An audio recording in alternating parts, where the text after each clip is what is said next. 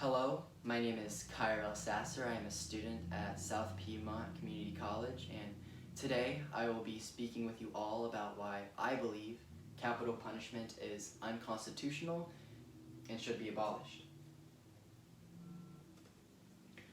According to Ed Pilkington, a chief reporter for Guardian US, a team of legal experts and statisticians from Michigan and Pennsylvania found that at least 4.1% of all defendants in the U.S. who are sentenced to death in this modern era are in fact innocent. The death penalty inherently violates both the Due Process Clause and the constitutional ban on cruel and unusual punishment. Abolishing the death penalty is extremely important to me, as it should be to you all, because as I become an adult, as many of you already are adults, you either do or will pay taxes. And I believe these taxpayer dollars are a complete waste because capital punishment offers no public safety benefits. Everyone, including those on the screen now, victims of capital punishment who were later proven innocent, are entitled to protection from cruel and unusual punishment, along with fair treatment through the judicial system. And the death penalty doesn't assure this. Therefore, it should be abolished.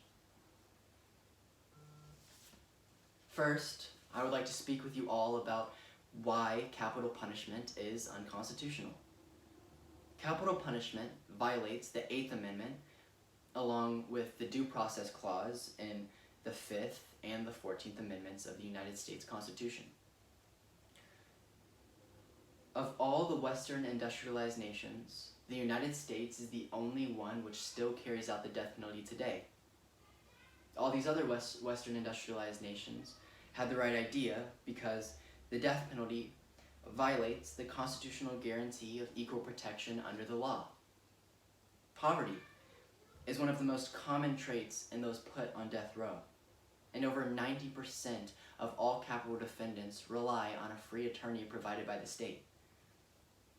According to Andre Neal of Los Angeles Times, the court papers of Michael McDougall's first-degree murder trial stated that McDougall's lawyer suffered from migraines and would occasionally doze off in the courtroom. McDougall is not the only person who was sentenced to death and was also denied his right to a competent lawyer. A significant number of people on death row today are mentally disabled. More than 40% are African American, and a disproportionate number are Native American, Latino, and Asian.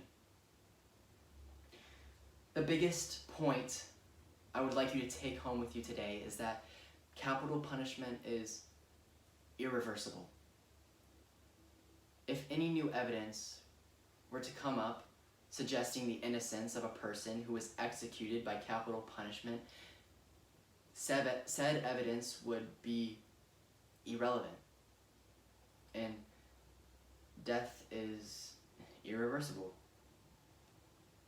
Kirk Noble Bloodsworth, a U.S. citizen who was sentenced to death and exonerated by DNA evidence, told the New York Times, and I quote, "It will always be possible to execute an innocent person. I was a Marine veteran with no criminal history."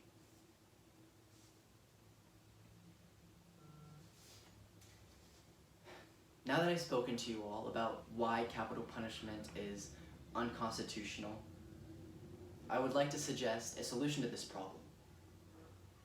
I believe a federal law abolishing the death penalty, holding it unconstitutional, and replacing it with life in prison would be the best option in ending the death penalty in the 28 states in which it is still legal.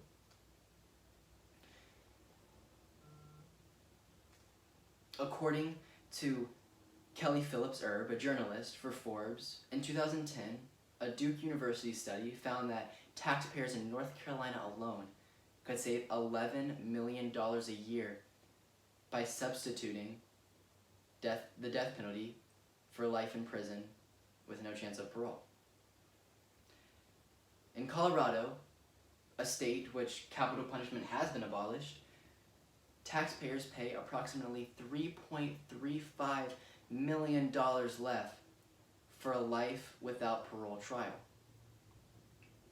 In recent years, New Mexico, Illinois, Connecticut, Maryland, New Hampshire, and Colorado have legislatively abolished the death penalty and replaced it with a sentence of life imprisonment with no possible for parole. A survey by the New York Times found that states without the death penalty have lower homicide rates than states with the death penalty. Between 1980 and 2000, the homicide rate in states with the death penalty was 48% to 101% higher than states without the death penalty. John Engler, a member of the Republican Party who served as governor of Michigan from 1991 to 2003, told the New York Times in the year 2000 that he is, and I quote, pretty proud of the fact that the state doesn't have the death penalty.